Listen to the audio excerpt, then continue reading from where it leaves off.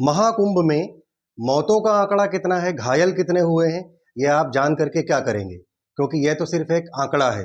कितने लोग मरे हैं, कितने लोग घायल हो गए हैं, कितने लोग गुम हो गए हैं, ये तो सिर्फ सरकारों के लिए भी आंकड़ा है, मीडिया के लिए भी आंकड़ा है और प्रशासन के लिए आंकड़ा है। क्योंकि इन सभी दुख भरी बातों पर किसी की कोई संवेदना नहीं देखने को मिलती है। क्योंकि जब उत्तर प्रदेश के मुख्यमंत्री योगी आदित्यनाथ को ही स्वीकार करने में कि कुंभ में भगदड़ मची है, लोग घायल हुए हैं और लोग मरे भी हैं, उधर नरेंद्र मोदी प्रधानमंत्री जी, द्रौपदी मुर्मू जी, गृह मंत्री अमित शाह जी, सबके बयान आ जाते हैं, सबकी संवेदनाएं आ जाती हैं। लेकिन योगी आदित्यनाथ सिर्फ एक ही बात कहते हैं कि आप अफवाहों पर ध्यान मत दीजिए, सब कुछ सामान्य है, कुछ छोटी मोटी घटनाएं हुई हैं। 17 घंटे बाद उन्होंने स्वीकार किया कि एक घटना घटी है, उसमें कुछ लोग घायल हुए हैं, कुछ लोग मृत हुए हैं और कुछ लोग अभी खोया पाया केंद्र के थ्रू एक दूसरे से मिलाने की कोशिश की जा रहे हैं। किसी की कोई संवेदना नहीं है।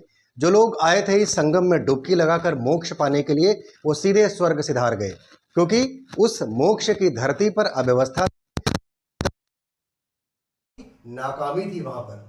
क्योंकि सरकार लगी थी वीआईपी गेस्ट को रिसीव करने में, सरकार ने अपने पूरे के पूरे सिस्टम को लगा रखा था सेलिब्रिटीज को रिसीव करने में, नेताओं को, अभिनेताओं को, उद्योगपतियों को, कथावाचकों को और प्रशासक वर्ग के लोगों को रिसीव करो, छोड़ने जाओ, उनकी सेवा करो, उनका सत्कार करो, उनके ऊपर फूल बरसाओ और उनकी फोटो खींचो और फिर वो लोग वही फोटो सोशल मीडिया पर वायरल करें और सनातन प्रेमी होने का उनका जो नाटक था, उनकी नौटंकी थी, उनका ढोंग था, वो दिखाने की कोशिश हो रही थी और लोग उन्हें जाने कि ये बहुत बड़े कुंभ प्रेमी और सनातन प्रेमी हैं।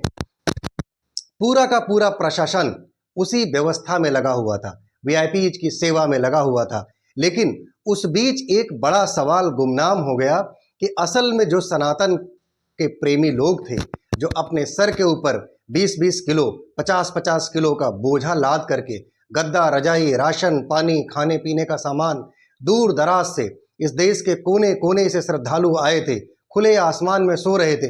उनको किसी बात की कोई चिंता नहीं थी कि कितना पैदल चलना है, कितनी अव्यवस्था है, कितनी बदइंतजामी है। बस वो तो सिर्फ मोक्ष की, ईश्वरीय तत्व की संगम में एक डुबकी लगाने की चेष्टा लेकर के, मन में इस धारणा को लेकर के विशुद्ध रूप से संगम में डुबकी लगाने आए थे।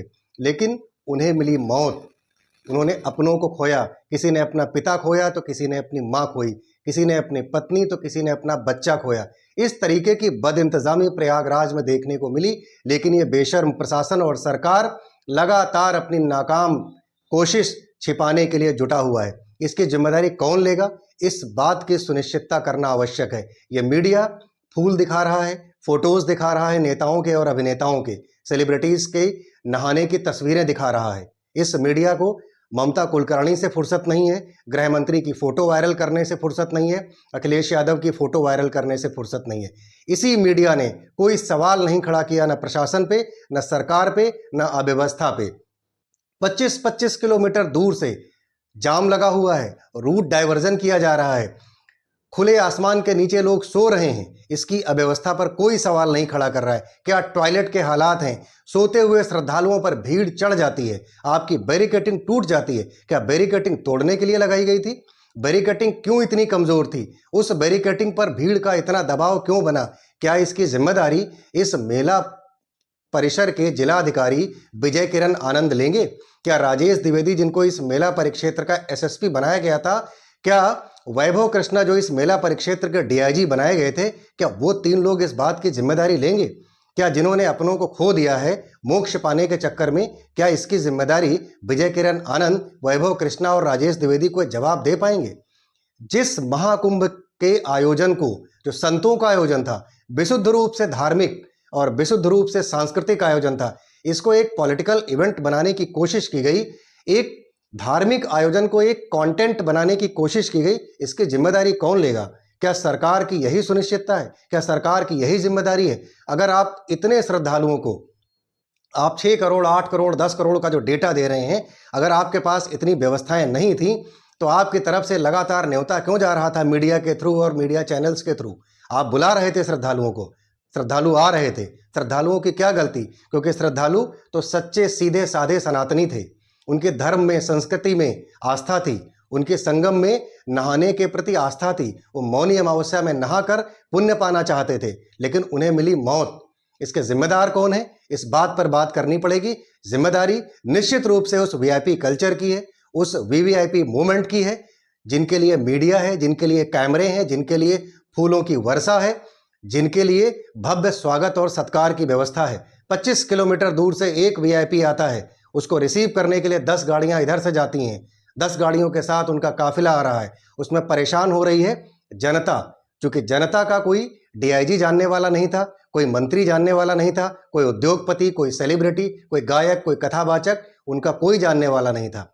उनकी सिर्फ एक आस्था थी, जो अपनी आस्था को सर पर लादे हुए वो आ रहे थे कुंभ में नहाने के लिए, लेकिन उन्हें मिली मौत। अब आज इस बात पर तो कम से कम बात जरूर करनी होगी कि इन मौतों का जिम्मेदार कौन है। मौतें कितनी भी हों, मौतें एक हो या मौतें 100 हों, जिम्मेदारी लेनी पड़ेगी। वर्तमान काल में जो भूतकाल में घटी हुई घटनाएं हैं, उनसे कोई सीख नहीं ली गई। 2013 में प्रयागराज में ही जब कुंभ का आयोजन हुआ था, रेलवे स्टेशन के ऊपर भगदड़ मची थी। क्या उससे कोई जिम्मेदारी, उसकी साथ साथ उस घटना से किसी ने कोई सीखने की कोशिश की?